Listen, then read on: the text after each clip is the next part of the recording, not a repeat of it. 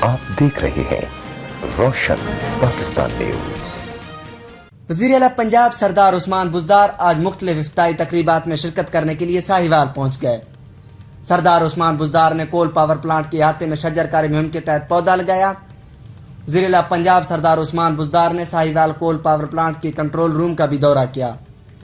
Coal power plant کے دورے کے بعد وزیر اعلیٰ نے صحت انصاف کارڈ کی افتتاحی تقریب میں بھی شرکت کی۔ اس موقع پر وزیر اعلیٰ پنجاب کا کہنا تھا کہ صحت انصاف کارڈ ایک انقلابی پروجیکٹ ہے جس سے غریبوں کو علاج معالجے میں مدد ملے گا۔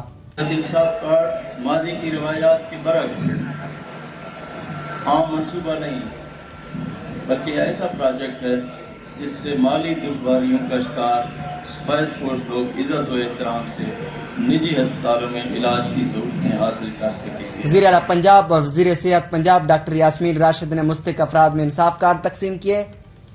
اس موقع پر تمام حکومتی عہدیداران کا کہنا تھا کہ پی ٹی آئی نعرے نہیں بلکہ پرفارمنس پر یقین رکھتی ہے۔